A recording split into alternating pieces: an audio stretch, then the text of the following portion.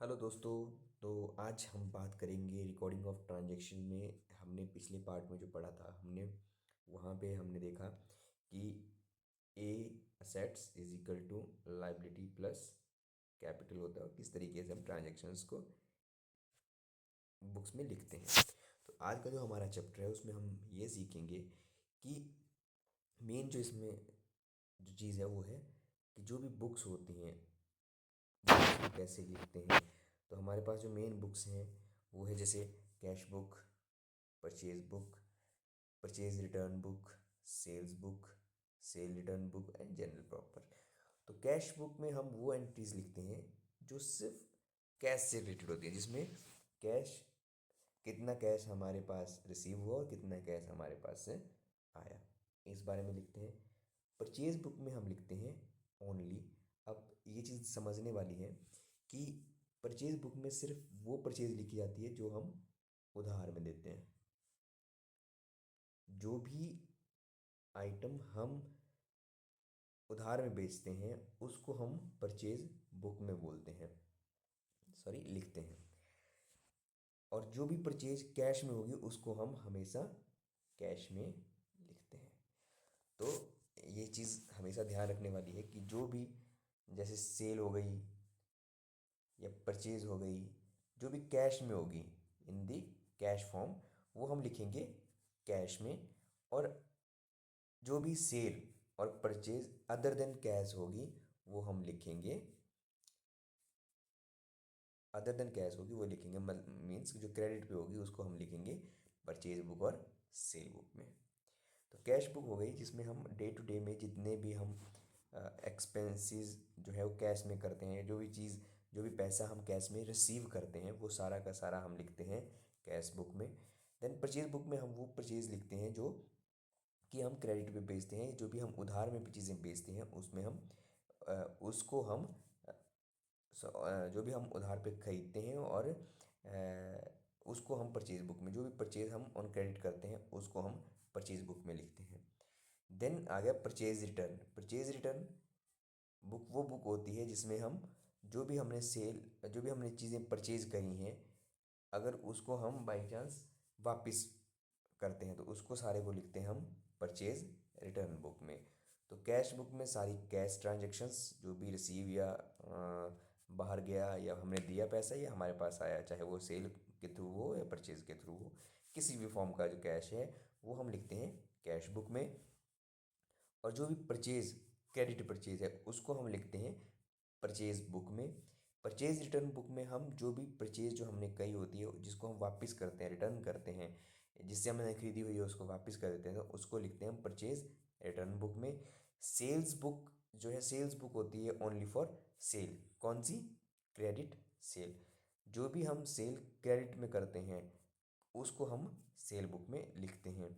और जो cell return book है उसमें जो भी सेल हमारी रिटर्न आती है उसको हम सेल रिटर्न बुक में लिखते हैं। तो अब third sorry cash book one, purchase two, purchase return three, sale book and sale book return, एक दो तीन चार और पाँच, पांच बुक्स हो गई। अब जो छठी बुक है वो है जनरल प्रॉपर। जो भी ट्रांजैक्शनें इन पांच में से छूट जाएंगी वो सारी की सारी लिखी जाती हैं जनरल प्रॉपर में। इसका सबसे अच्छा जो उदाहरण है, जो भी हम ओपनिंग एंट्री डालते हैं, liability capital is equal to assets जब करते हैं, तो वो जो हम एंट्रीज डालते हैं कि जो भी लास्ट ईयर की हमारी लाइबिलिटी और कैपिटल और असेट्स हैं उनको हम जब नेक्स्ट ईयर जब नया साल शुरू होता है तो हम जब एंट्री डालते हैं तो उसको हम किस में डालते हैं? जनरल प्रॉपर में डालते हैं। अंडरस्टैंड? आई थिंक इतना आपको समझ आ गया होगा कि ये जो हमारी बुक्स हैं ये बुक्स ऑफ अकाउंट्स हैं, जिसमें हम डिफरेंट डिफरेंट बुक्स इसलिए बनाते हैं ताकि हम कुछ चीज़ों को, क्योंकि जो भी बिजनेस सेल या परचेज कर रहा है वो बहुत सबसे ज़्यादा जो ट्रांजैक्शंस होंगी उसमें वो सेल और परचेज से रिलेटेड होंगी। तो सेल और परचेज के लिए अलग से ही बुक लगा दी जाती है, और जहाँ परचेज ज़्यादा हो रही होगी या सेल ज़्यादा हो रही होगी तो वहाँ रिटर्न के भी चांसेस होते हैं।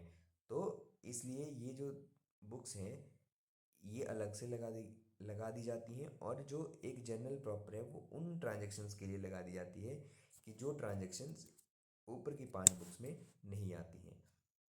ये जो जितने भी हमारी बुक्स हैं, जितने भी हम बुक्स हम बनाते हैं, ये जो मैं पढ़ा रहा हूँ ये एनसीईआरटी की जो बुक है उसके अकॉर्डिंग आपको पढ़ा रहा हूँ। अब जो मेन टॉपिक है वो है कैश बुक। तो देखो, कैश बुक की जैसे डेफिनेशन यहाँ लिखी है, cash book is a book and which all transaction relating to cash receipt and cash payments are recorded. It start with the cash of bank balance at the beginning of the period. ये क्या बोल रहे हैं कि जैसे मैंने आपको भी बताया कि कैश बुक में जो है जितनी भी ट्रांजेक्शन जो कैश में हुई है, कैश रिसिप्ट हुई हो या कैश पेमेंट हुई, उसको रिकॉर्ड किया जाता है। और इसकी जो स्टार्टिंग होती है वो बैंक बैलेंस से स्टार्टिंग होती है। कैश बुक जो हम लिखते हैं वो कैश और बैंक बैलेंस के से इसकी स्टार्टिंग होती है। अभी ऐसा क्यों होता है? अगर हमारे पास कैश ही नहीं होगा तो हम उसमें से देंगे क्या? तो जो भी स्टार्टिंग जब होगी तो वो तो कैश से ही होगी या बैंक बैलेंस से होगी, क्योंकि अब कैश उतना ज़्यादा लोग नहीं रखते हैं जितना बैंक के थ्रू ट्रांजेक्शन होती हैं। तो कैश बुक अब कैश ओब्लिक बैंक बुक एक टाइप की हो जाती है। तो ये कैश या बैंक बैलेंस से स्टार्टिंग होती है। Generally it is made on a monthly basis, लिखा हुआ ये, हाँ monthly basis. This is a very popular book and it is maintain by all organisation. ये बहुत पॉपुलर बुक है, सभी ऑर्गेनाइजेशन इसको मेंटेन भी करती हैं और ये करनी भी चाहिए, ज़रूरी होता है। बिग और स्मॉल, प्रॉफिट और नॉट प्रॉफिट ऑर्गेनाइजेशन, इनको कौन कौन सी ऑर्गेनाइजेशन बनाती हैं? जो भी बड़ी ऑर्गेनाइजेशन हो, छोटी हो, प्रॉफिट वाली हो, नॉन प्रॉफिट ऑर्गेनाइजेशन हो, it serve the purpose of both journal as well as ledger. ये जो बुक है कैश बुक जो है, अब इस तरह के क्वेश्चन कि ये कौन से पर्पज वो करती है, तो इसके देखो दो एक क्वेश्चन बन जाता है कि जो कैश बुक है वो जनरल है या लेजर है, तो या बोथ। तो आंसर क्या होगा? ये बोथ है, general as well as ledger, ये दोनों का काम करती है। It is also called the book of original entry. इसको book of original entry, book of original entry कौन सी होती है? बुक ऑफ ओरिजिनल एंट्री कौन सी होती है? बुक ऑफ ओरिजिनल एंट्री होती है cash book original entry. When a cash book is maintained, transaction of cash are not recorded in the journal. जब भी हम कैश बुक लिखते हैं तो कैश बुक लिखने के बाद जो भी कैश की ट्रांजेक्शन होती है उसको हम जर्नल में नहीं लिखते हैं। जैसे कि मैंने अभी बताया कि ना परचेज में लिखते हैं, ना सेल बुक में लिखते हैं, ना जनरल प्रॉपर में लिखते हैं, क्योंकि वो कैश बुक में ऑलरेडी लिख दिया गया है। अंडरस्टैंड? तो अब हम बात करेंगे कि कैश बुक जो है वो कितनी तरह की होती हैं। कैश बुक डिफरेंट तरह की होती हैं। Single column cash book, single column cash book का मतलब है कि इसमें कैश अमाउंट जो हम लिखते हैं उसको लिखने का सिर्फ एक कॉलम होता है। इसकी दोनों साइड होती हैं। लेज़र ऐसे बनता है, ये लेज़र के टाइप में ये जनरल का काम भी करता है। इधर को डेबिट और इधर को क्रेडिट होता है। और ये इसका प्रॉपर जो कैश बुक का जो सिंगल कॉलम कैश बुक है, प्रॉपर ऐसे कॉलम भी होते हैं। इसमें ये डेबिट साइड में डेट रिसिप्ट, कैश बुक में रिसिप्ट जो है वो डेबिट साइड में होती है और जो पेमेंट्स होती हैं वो क्रेडिट साइड में लिखी जाती हैं। और इसका बैलेंस हमेशा कैश से शुरू होता है। जो ओपनिंग है वो कैश से शुरू होता है, जैसे अगले क्वेश्चन में भी हम करेंगे। तो इसका फॉर्मेट आप देख लीजिए कि कैश बुक का फॉर्मेट होता है डेबिट और क्रेडिट साइड, दो साइड होती हैं। Date receipt ledger for your amount, दोनों साइड में ये चीज़ें होती हैं। और जैसे कि अभी ये क्वेश्चन देख लेते हैं, कैश इन हैंड। तो कैश इन हैंड कहाँ आएगा? बैलेंस ब्रॉट डाउन कि 1 नवंबर को हमारे पास कितना रिसिप्ट में आएगा। तो ये जो आ, आपका है cash in hand, cash in hand आएगा आपका रिसिप्ट में, कैश इन हैंड रिसिप्ट में हो गया। Cash receipt from Gurmeet receipt में आएगा। इंश्योरेंस पेड एनुअल इंस्टॉलमेंट 6 ये पेमेंट में चला जाएगा। परचेज फर्नीचर पेमेंट में चला जाएगा। Sold goods for cash receipt में आ जाएगा। परचेज गुड्स फॉर मोती परचेज गुड्स तो हमने पेमेंट कर दी, ये पेमेंट में चला जाएगा। परचेज स्टेशनरी, अब परचेज स्टेशनरी इसमें लिखा नहीं है कि स्टेशनरी कैश है ये क्या है, तो हम परचेज को जो स्टेशनरी है उसको भी हम क्या करते हैं, कैश ही मानते हैं, क्योंकि उसमें लिखा नहीं है तो ये कैश ही है। परचेज स्टेशनरी लिखा है लेकिन उसमें किससे लिया है ये नहीं लिखा है, तो ये हम कैश ही मानेंगे। Cash paid to Rukmani in the full settlement of account 12,500, full settlement खत्म हो गया उसका अकाउंट, हमने उसको 12,500 पेमेंट कर दी, तो ये पेमेंट में आएगा। Then sold goods for to Kamal for cash 18,200 हमने रिसीव कर लिया। पेड मंथली रेंट 2,500 हमने रेंट दे दिया, ये पेमेंट में चला जाएगा। पेड सैलरी पेमेंट में चला जाएगा। डिपॉजिट इन बैंक, तो ये बैंक में चला जाएगा, बैंक में पे कर दिया। बाकी जो बैलेंस बचा वो अगले साल के लिए, अगले मंथ के लिए जो है वो ब्राउट डाउन हो गया। सो ये तो हो गई हमारी single column cash book.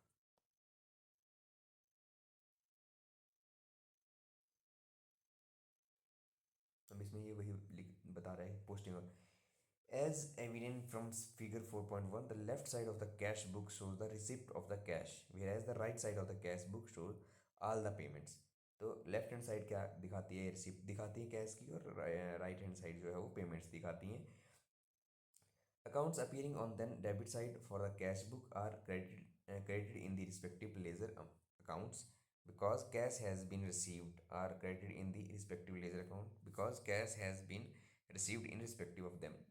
Thus, in our example, an entry cash received from Gurmeet appear on the debit side of the cash book convey that the cash has been received from Gurmeet. Therefore, in the ledger, Gurmeet account will be credited by reading writing cash. ये यहाँ पे ये बता रहे हैं कि जो भी ट्रांजैक्शंस हमने करी हैं उनको हम कैश में तो दिखा रहे हैं, सेम वे जब उनको हम उनके लेज़र में दिखाएंगे तो वहाँ पे हमें क्या लिखना है, बाई कैश लिखना है, बाई कैश हमने वो वहाँ पे लिखना है।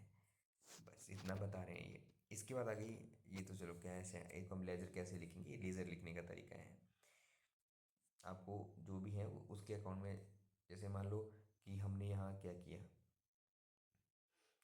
इंश्योरेंस को हमने क्रेडिट किया, तो इंश्योरेंस के खाते में हम डेबिट में लिखेंगे कैश, क्योंकि इंश्योरेंस एक हमारा खर्चा, खर्चा हमेशा डेबिट होता है, तो डेबिट में लिखेंगे कैश। देखो जैसे इंश्योरेंस कैश डेबिट। तो जो भी हमने चीज़ें यहाँ डेबिट करी हैं, जब इनके इनके हम लेज़र बनाएंगे, जैसे insurance, furniture purchase, stationery, Rukmani, rent, salary, bank, इन सभी का हम जब लेज़र अलग से बनाएंगे तो उनके जो लेज़र के डेबिट साइड में हम ये लिखेंगे कैश 6,000, कैश 13,800 ऐसे। और सेम वे हम क्या करेंगे, जब हम इन गुरमीत और सेल्स अकाउंट बनाएंगे तो हम क्या करेंगे, वहाँ पे दिखाएंगे कि गुरमीत से हमने 12,000 रुपये लिए, तो ये हम गुरमीत के अकाउंट में हम क्रेडिट साइड में लिखेंगे कैश 12,000, कैश सेल्स अकाउंट में कैश कैश। तो ये लेज़र में जाने पोस्टिंग करने का तरीका है, जो भी हमने कैश में चीज़ें लिखी हैं। अब नेक्स्ट बात हम करते हैं टू कॉलम कैश बुक की। तो two column cash book, two column cash book के बारे में बात हम करेंगे। ये बहुत सारे क्वेश्चंस हैं। अब balancing of cash book, balancing of cash book में यही है कि बैलेंसिंग ऑफ कैश बुक हम कैसे करेंगे, पहले ये कर लेते हैं बैलेंसिंग ऑफ कैश बुक। तो बैलेंसिंग ऑफ कैश बुक क्या है, हम दो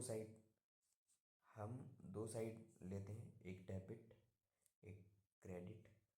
तो जो भी साइड बड़ी है, मान लीजिए ये साइड बड़ी है, मैक्सिमम टाइम डेबिट साइड बड़ी होगी क्योंकि ये रिसिप्ट साइड है, मैक्सिमम टाइम डेबिट साइड ही बड़ी होगी क्योंकि ये रिसिप्ट साइड है।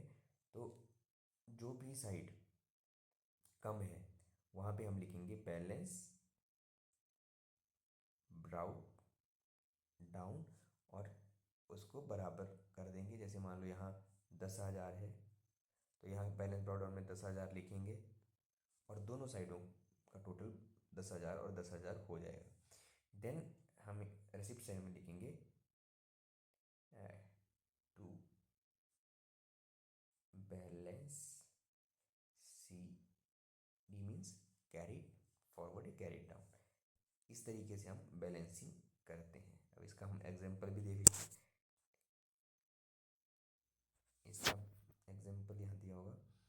ये सारी ट्रांजेक्शन्स है। जब इन सारी ट्रांजेक्शन्स को हमने क्या किया कि एक बुक में लिख दिया।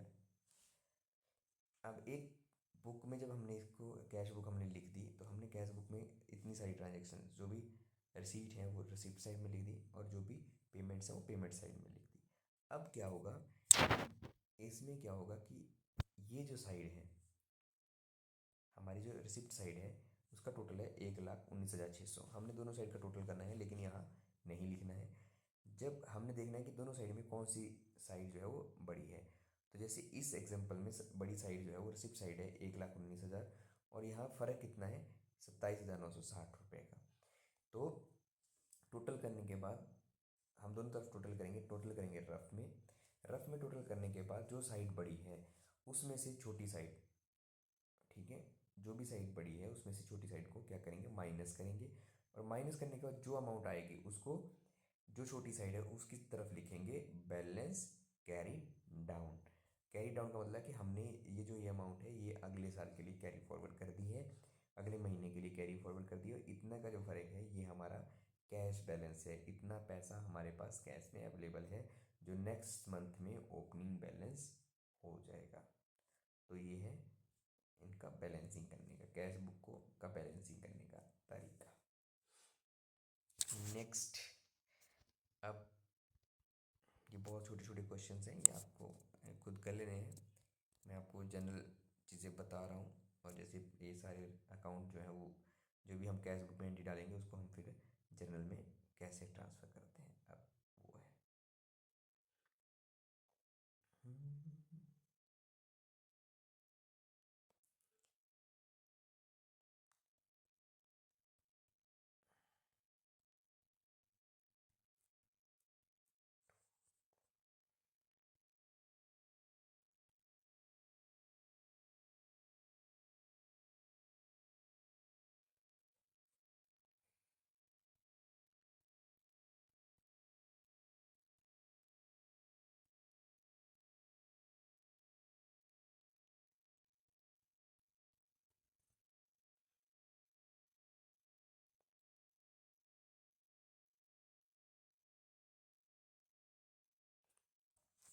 टू कॉलम को यहाँ लिखा है डबल कॉलम कैश बुक।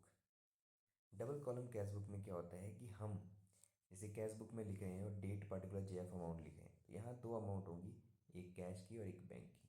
क्योंकि आजकल का जो भी बिजनेस है, जो भी इंटरप्रेन्योर है उसके पास बैंक अकाउंट तो होता ही है। इसलिए इस डुअल कॉलम कैश बुक को बनाया जाता है। In this type of cash book there are two column of amount, one each side of the cash book. In fact दोनों तरफ क्या होता है कि उसके जो अमाउंट वाला कॉलम है वो दो होते हैं। In fact now a day bank transaction are very large in number, क्योंकि बैंक की जो ट्रांजेक्शन है वो बहुत ज़्यादा हो गई हैं as compare to cash. In many organisation as far as possible all receipt and payments are affected through bank. जो भी ट्रांजेक्शन होती हैं और रिसिप्ट होती है, पेमेंट होती है, वो मैक्सिमम टाइम जो है वो बैंक से होनी शुरू हो गई है। A businessman generally open a current account with a bank. Bank do not allow any interest on the balance in current account but charge a small amount called incidental charges for the service rendered. आजकल क्या होता है, current account ही बनते हैं, और current account में क्या होता है, जो करंट अकाउंट है उसमें बैलेंस जो होता है, जो भी करंट अकाउंट में बैलेंस होता है उस पर कोई भी इंटरेस्ट जो है वो बिजनेसमैन को नहीं मिलता है। उस बैंक अकाउंट से वो जितनी मर्जी चाहे वो ट्रांजेक्शन्स कर सकते हैं, लेकिन उसके लिए उनको मिनिमम जो चार्ज है वो देने पड़ते हैं। For depositing cash cheques in the bank account a form has to be filled which is called a pay-in slip. It contains a counter also which is rendered to the customer when deposited with the signature of their cashier. इसमें बहुत सारी चीज़ें हैं जिनके हम उसमें से अपने चेक्स जो भी चीज़ें हैं वो सारी उसमें डिपॉजिट करवा सकते हैं। Bank issue balance cheque form to the account holder for withdrawing money. Bank क्या करते हैं कि चेक के फॉर्म्स जो हैं वो कस्टमर्स को देते हैं, और कस्टमर उन चेक्स को भर के क्या करते हैं कि अपने बैंक अकाउंट में पैसा सबमिट करवा देते हैं या निकालते हैं। तो बैंक में in case of an account payee only crossing the amount of the cheque can be deposit only in the account of the person whose name appear in the cheque. अगर कोई व्यक्ति जो है वो चेक को ऐसे, जैसे ये दो धारियाँ लगी हैं, जैसे मान लो ये चेक है, अब चेक के अकाउंट में ऐसे करके कर देता है, तो जो ये चेक है ये उसी बंदे के अकाउंट में डिपॉजिट होगा, अकाउंट में ही डिपॉजिट होगा, कैश नहीं करवा सकते, जिसके जिसका नाम उस अकाउंट उस चेक पे लिखा हुआ रहेगा। तो ये है डबल कॉलम कैश बुक का परफॉर्मा, जिसमें क्या है, कैश के लिए, कैश अमाउंट के लिए अलग और बैंक अकाउंट के लिए, बैंक अमाउंट के लिए अलग से कॉलम होते हैं। दोनों साइड वैसे ही डेबिट और क्रेडिट रिसिप्ट है, लेजर फॉलियो है, पेमेंट डेट है, वही सेम है, लेकिन क्या है कि जो ट्रांजैक्शंस बैंक से रिलेटेड होंगी वो बैंक में दिखाई जाएंगी और जो कैश से रिलेटेड होंगी वो कैश में दिखाई जाएंगी। ये जैसे है बैंक बैलेंस है, तो जैसे बैंक बैलेंस ब्रॉट डाउन, जैसे बैलेंस ब्रॉट डाउन है तो कैश का कितना है, कैश का है 15,000, तो 15,000 वहाँ लिख दिया, बैंक बैलेंस कितना है 42,000, तो वो वहाँ लिख। अब कैश, अब आया परचेज गुड्स बाई चेक, अब चेक से गए हैं तो क्या होगा, बैंक कम हो जाएगा, तो परचेज 12,000 बैंक से, sale of goods for cash, sale of goods for cash 6,000, cash में डिपॉजिट होगा, sale 6,000। Purchase machinery by cheque, machinery के लिए 5500 का चेक दिया तो बैंक कम हो गया 5500 से। Sold goods and received cheque, deposit same day in the bank, bank में क्या किया कि हमने 4500 रुपये का चेक मिला जो हमने डिपॉजिट कर दिया बैंक में, 4500 वहाँ चला गया। Purchase goods from मरूला in cash, अब कैश में हमने परचेज किया तो 17,000 से हमारा कैश कम हो गया। परचेज स्टेशनरी बाई चेक, तो 1,100 रुपये हमारे बैंक से कम हो गए। चेक गिवन टू रोहित, 1500 का हमने चेक दिया तो मतलब रोहित को हमने पेमेंट कर दिया अपनी तरफ से, अब वो जब मर्जी निकलवाए। Cash withdrawn from bank, bank से हमने कैश निकाला तो 10,000 हमारा कहाँ आएगा, विदड्रॉ 10,000, हाँ कैश विदड्रॉ, इसमें कॉन्ट्रेंट डलेगी, दोनों तरफ आएगा। अगर बैंक से हमने कैश निकाला है तो यहाँ पे कैश में बैंक से आ गया, तो बैंक रिसिप्ट कहाँ से हुई, बैंक से, कैश की 10,000 में यहाँ से चला गया और यहाँ पे कैश निकल गया कहाँ, कैश हमने निकाला कहाँ से, बैंक से, तो ये कॉन्ट्रेंट्री हो गई, सी का मतलब है कॉन्ट्रेंट्री है। इसके बाद रेंट पेड बाई चेक, तो 2500 से हमारी सैलरी, रेंट पे कम हो गया, बैंक कम हो गया, पेड सैलरी 3500, अब सैलरी लिखा है पेड, इसमें नहीं लिखा है कहाँ से की है, तो ये कैश मान के चलेंगे।